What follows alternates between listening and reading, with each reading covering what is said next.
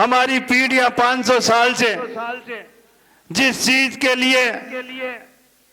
हम हमेशा इंतजार कर रहे थे कि कब हमारा रामलला का मंदिर बनेगा, जो हमारे माननीय नरेंद्र मोदी जी के हाथों से रामलला मंदिर विराजमान हुए, और आज हम उनके दर्शन करने के लिए हमारी ये पीढ़ी है, हमारा सौभाग्य है कि हम उनके इस पीढ़ी में दर्शन कर पा रहे हैं। जय जय श्री राम। इतना ही नहीं, इतनी लोक कल्याणकारी योजनाएं इन 10 साल में चलाकर हमारे लास्ट छोर पर बैठा हुआ व्यक्ति, हर वर्ग का व्यक्ति, कोई भी हमारी समाज से पिछड़ा हुआ है, हमारे वर्ग से पिछड़ा हुआ है, उसको आगे बढ़ाने के लिए आपको पता है गांव-गांव में रथ चलाकर, गांव-गांव में गाड़ी लगाकर, और ये पता करने के लिए भेजे कि कौन सा व्यक्ति जिसको मेरी योजनाओं के द्वारा लाभ नहीं पहुंचा है, जो लाभार्थी है, उसको कहीं न कहीं हमारी इन योजनाओं का कहीं वो पात्र है और उसको लाभ नहीं मिला हो, ऐसे करके, और अंतिम छोर पे व्यक्ति बैठा हुआ है, उसको हमारी समाज की मुख्य धारा में लाने का काम जो कर रहे हैं। निश्चित रूप से उनकी सोच और उनका विजन यही है कि जब तक मेरी समाज का या मेरे किसी भी वर्ग का आदमी हमारे समाज के समकक्ष नहीं आएगा, जब तक मेरा सपना और मेरा विजन जो विकसित भारत का है वो पूरा नहीं हो सकता।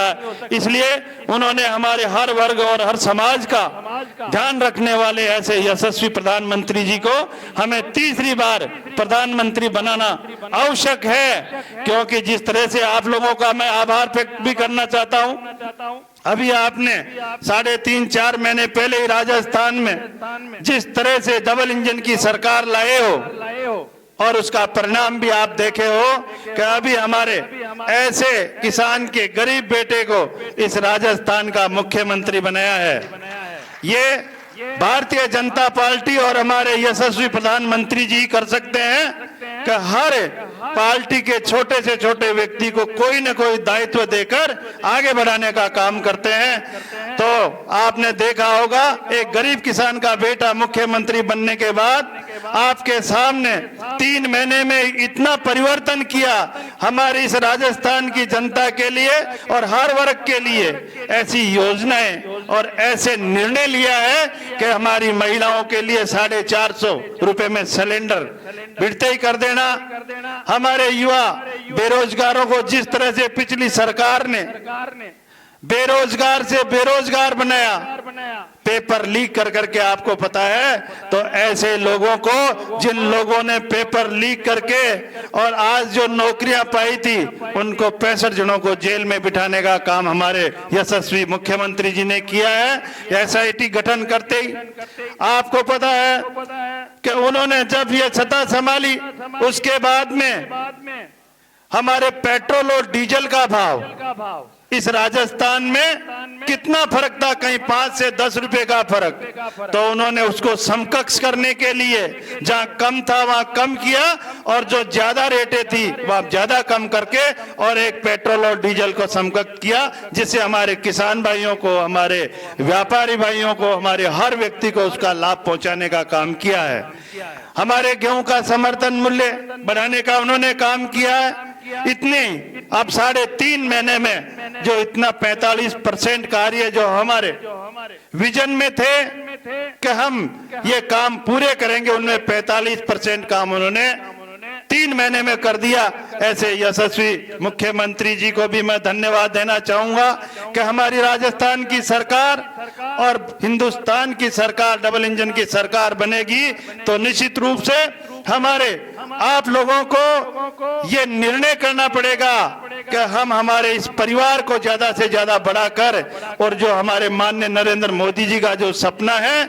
उनका जो काम है, उनका काम है राजनीति नहीं करना। वो केवल और केवल राजनीति कर रहे हैं तो राष्ट्र हित के लिए, राष्ट्र निर्माण के लिए राजनीति कर रहे हैं कि मुझे अगर ऐसा कोई जन्म दिया है किसी माँ ने, तो हमारे केवल और केवल माननीय हमारे नरेंद्र मोदी जी का ये सपना है कि कि जो भी हिंदुस्तान का मेरा परिवार है, भारतीय जनता पार्टी का नहीं, पूरे हिंदुस्तान का परिवार मेरा है और मैं इस राष्ट्र निर्माण और राष्ट्र हित में काम करूं, जो कि हमारे हिंदुस्तान को इस विश्व में नंबर 1 बना के छोड़ूं। आपको पता होगा जब माननीय नरेंद्र मोदी जी ने सत्ता संभाली थी, देश 11वें नंबर पर था आर्थिक दृष्टि से, लेकिन उसको 5वें नंबर पे लाने का काम किया है तो माननीय नरेंद्र मोदी जी ने किया है। और आज उनकी सोच है कि सन 1947 में विकसित भारत बनेगा। तो विकसित भारत कब बनेगा? हम और आप, हमारा परिवार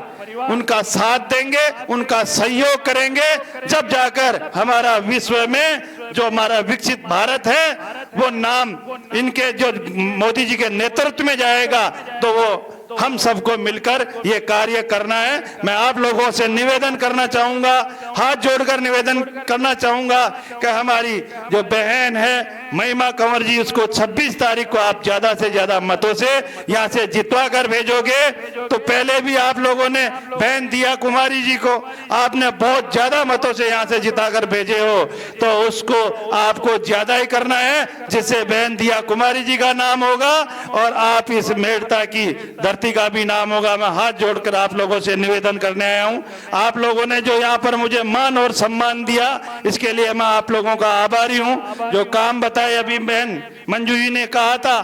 कि हम घोषणाएं कर नहीं सकते, आचार संहिता लगी हुई है, लेकिन निश्चित रूप से ये डबल इंजन की सरकार है, वो निश्चित रूप से हमारा हर वर्ग और हर परिवार और हर गांव के लिए काम करने वाली सरकार है। आप लोगों को कहने की जरूरत नहीं पड़ेगी। निश्चित रूप से बैठे बैठे आकलन करने वाले हमारे ऐसे यशस्वी प्रधानमंत्री और यशस्वी मुख्यमंत्री है। निश्चित रूप से आपके काम भी होंगे, लेकिन जो दायित्व हमारा है उस दायित्व को हम बखूबी से खुद प्रत्याशी बन के गांव गांव में और बूथ में जाकर हम ज्यादा से ज्यादा मत दिलवाएं भारतीय जनता पार्टी के पक्ष में। यही मैं आप लोगों से हाथ जोड़कर निवेदन करने आया हूं। जय हिंद, जय भारत।